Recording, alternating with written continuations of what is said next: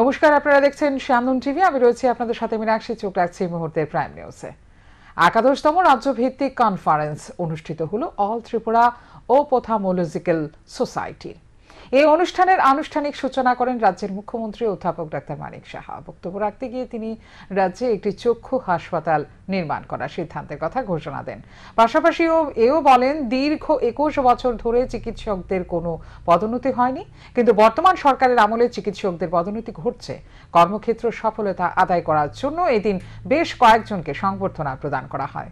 সেই উপলক্ষে আজকে এখানে উপস্থিত আছেন doctor Saman K Basak, president elect all India ophthalmological society, doctor B N. Gupta, ex president eastern Indian zonal ophthalmological congress, doctor Madhusudan Chatterjee, president all Tripura ophthalmological society, doctor Batakrishna Pal, organising chairman all Tripura ophthalmological society. সব dais আমার বন্ধুবর আছেন, ডক্টর অশোক সিনহা মহোদয়, eminent social activist. Holy Cross school দুর্জয়নগরে একটি বিশেষ অনুষ্ঠানের মাধ্যমে নার্সারি বিভাগের উদ্বোধন এবং ডিজিটাল লাইব্রেরির উদ্বোধন হয় শনিবার। শুধু তাই নয়, প্রথা অনুযায়ী বৈদিক এবং আধুনিক রীতির সংমিশ্রণে এবার স্কুল কর্তৃপক্ষ শিশুদের হাতে খড়ির অনুষ্ঠানটি পালন করছে, যা ছিল সবার কাছে এই অনুষ্ঠানের মূল কেন্দ্রবিন্দু। তাছাড়াও স্কুলের কচি কাঁচাদের নাচে গানের মনোজ্ঞ অনুষ্ঠান সকলের মন কেড়ে নিয়েছে। এই অনুষ্ঠানে প্রধান অতিথি হিসেবে উপস্থিত ছিলেন ত্রিপুরা হাইকোর্টের বিচারপতি শ্রী টি অমরনাথ গৌর। স্কুল ব্যান্ডের সাথে স্কুলের প্রিন্সিপাল এবং ভাইস প্রিন্সিপাল সকল অতিথিদের বরণ করে নেন ব্যান্ডের সাথে। অনুষ্ঠানটি শুরু হয় প্রদীপ প্রজ্বলনের মাধ্যমে। সেখানে উপস্থিত ছিলেন বিচারপতি মহোদয়, স্কুলের প্রিন্সিপাল, ভাইস প্রিন্সিপাল এবং বিশিষ্ট নাগরিক বৃন্দ। বিচারপতি অর্থাৎ অনুষ্ঠানের প্রধান অতিথি সমগ্র অনুষ্ঠানটির বিশেষ প্রশংসা করেছেন। এক ভারতীয় পাচারকারী সহ অবৈধভাবে ভারতীয় ভূখণ্ডে প্রবেশকারী বাংলাদেশি নাগরিককে আটক করল জিআরপি এবং আরপিএফ এর কর্মীরা। বাধারঘাট রেল স্টেশন এলাকা থেকে তাদেরকে আটক করা হয়। তাদের কাছ থেকে বাংলাদেশি এবং ভারতীয় নথিপত্র সহ মোবাইল বাজেয়াপ্ত করা হয়। ধৃতরা হলো বিল্লাল হোসেন, সোহেল মিয়া, আজিজুল হাকিম, স্বামী এবং হাফিজুল ইসলাম। ভারতীয় নাগরিকের নাম রনি মোকসেদ খান, সে মহারাষ্ট্রের বাসিন্দা।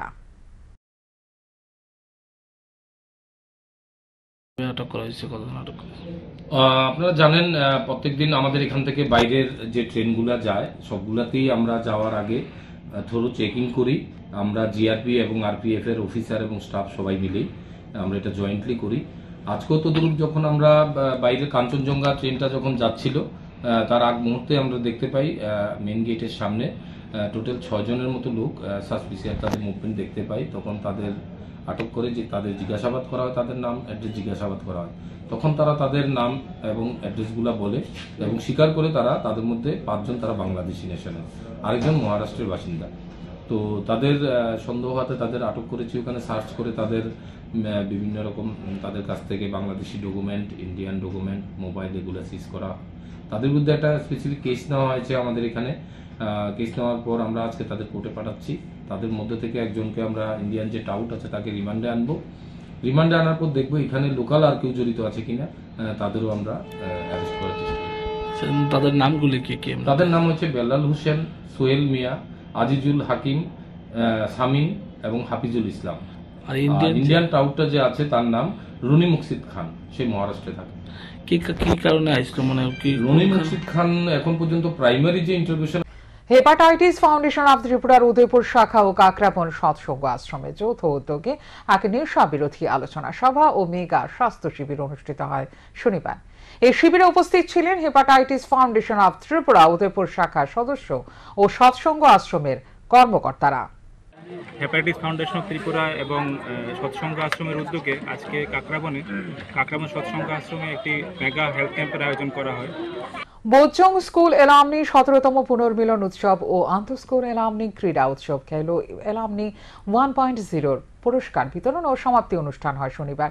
এই অনুষ্ঠানে প্রধান অতিথি হিসেবে উপস্থিত ছিলেন আগরতলা পুর নিগমের মেয়র দীপক মজুমদার। এছাড়া উপস্থিত ছিলেন কর্পোরেটর হিমানি দেববর্মা। বিভিন্ন ইভেন্টে বিজয়ীদের হাতে এদিন পুরস্কার তুলে দেওয়া হয়। তাদের অনুষ্ঠানে অংশগ্রহণ করানোর যে চিন্তা ভাবনা, এটা সত্যি প্রশংসা এবং অভিনবত্ব বা নতুনত্ব আমি বলব। এই কারণে আমি দুজন এলমনিকে অনেক অনেক ধন্যবাদ জানাই। তো এই ধরনের ক্রীড়া অনুষ্ঠানের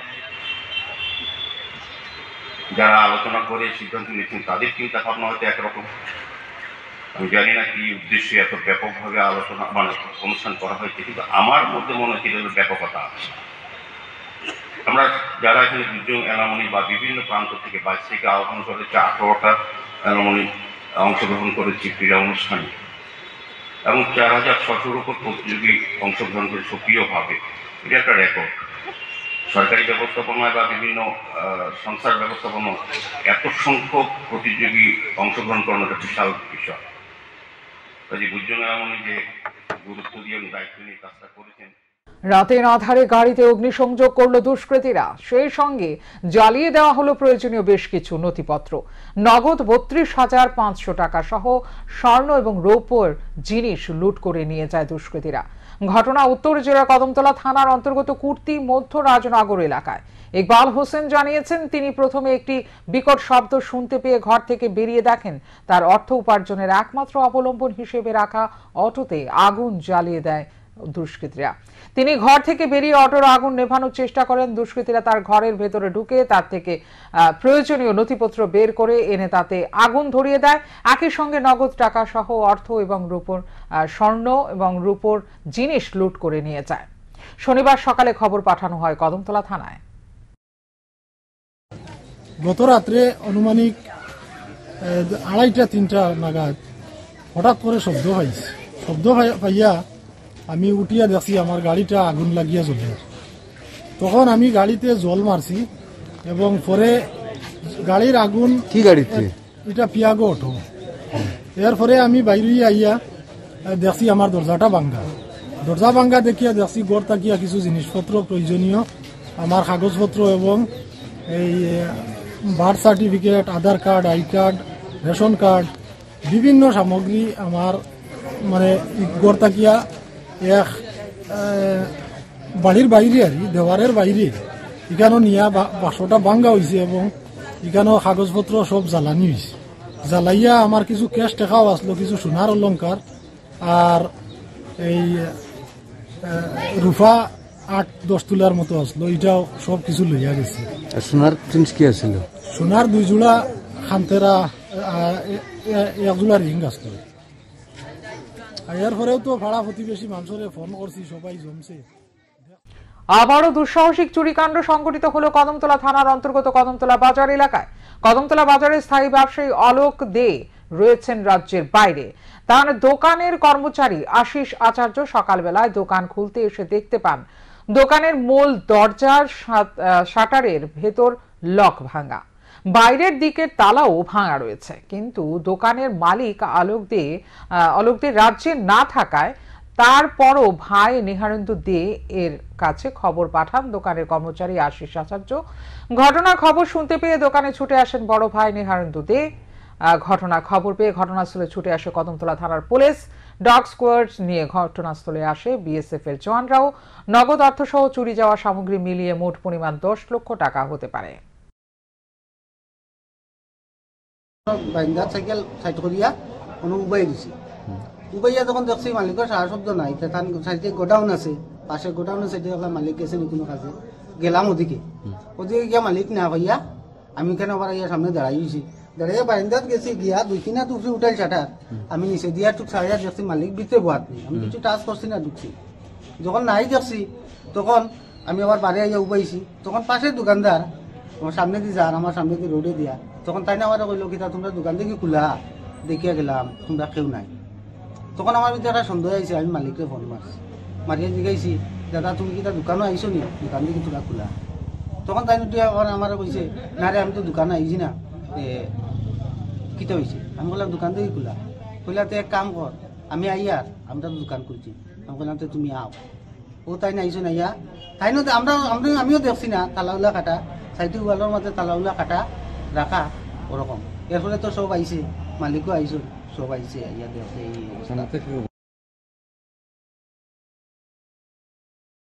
আগরতলা জিবি হাসপাতালে চিকিৎসা চলাকালীন অবস্থায় কিছুক্ষণ পরে মৃত্যুর কোলে ঢলে পড়ে গুরুতর আহত এক মহিলা। রক্তাক্ত এই মহিলার নাম বিথি মহানলবিশ, বাড়ি বামুটিয়া এলাকায়। মৃতার সন্তান জানিয়েছে, সাত সকালে এই ঘটনা। মায়ের চিৎকার শুনতে পেয়ে ঘুম থেকে উঠে ঘরের বাইরে বেরিয়ে দেখতে পায় মায়ের মাথা, হাত, পা পুরোপুরি রক্তমাখা হয়ে রয়েছে।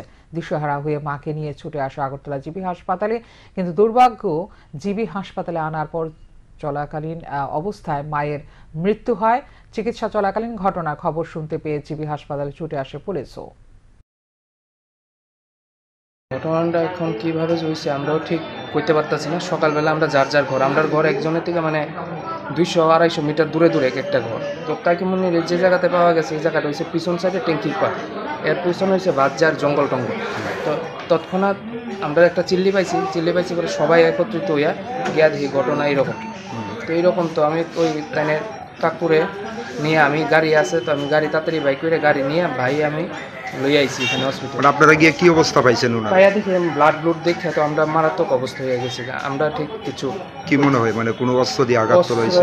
তো কইতেছে ধারালো কোনো কিছু ইয়েটি হতো, আমরা তো আর নিজেরা কিছুই বুঝতে পারতাছি না। আমরা অবাক হয়ে রয়েছি এই জায়গাতে। কি মনে হয় কে বা কারা এই ঘটনার সঙ্গে জড়িত? কে বা কারা এটা তো ঠিক আমরা এখনো মানে চাক্ষুষ একটা জিনিস হইতে পারলে বা দেখতে পারলে একটা জিনিস, না দেখার অবস্থা তো আমরা কিছুই করতে পারতেছি। আশেপাশে বাড়ির মানে আমরা আশেপাশে কোনো ইয়ে নাই, কিন্তু একটু চুরে বা ইয়াতে একটু উৎপাত আমরা দিকে আছে প্রচন্ড। এটার লেগে আমরা কোনো ঠিক মানে কারে চুর হোক বেশি কারে কমু আমরা নিজে কিছু ইয়ে করতে পারতেছি। এমন কি মানে চুরির বিষয় কি উনি কিছু পাইছেন আপনারা? মানে চুরি হয়েছে এমন কোনো কিছু তো বুঝতে পারতেছি না। সকালের সময়, সকালবেলা মানুষ ঘুম থেকে উঠছে না, তখন সেই সময়টা আমরাও বিছানা, আমরা তো যেভাবে আইছি এইভাবে এখনো ড্রেস পরছি, আমরা বাড়ির থেকে ড্রেস আনছে ভাইয়া নিয়ে আইছে। ঘাস কাটার কাঁচি গেঁথে গেল ছাত্রের মাথায়।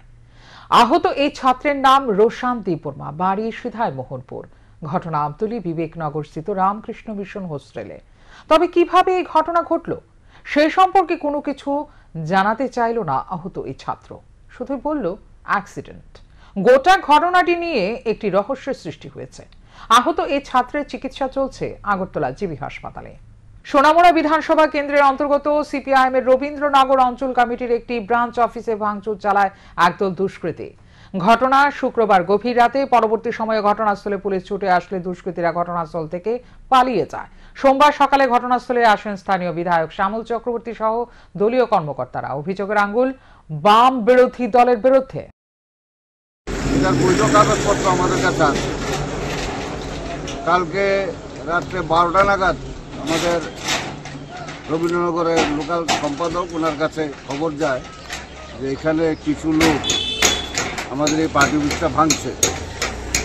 12টা নাগাদ খবর যায়, তারপরে পুলিশকে খবর দেওয়া হয়। পুলিশ 1টা নাগাদ তারা পুলিশ আসে।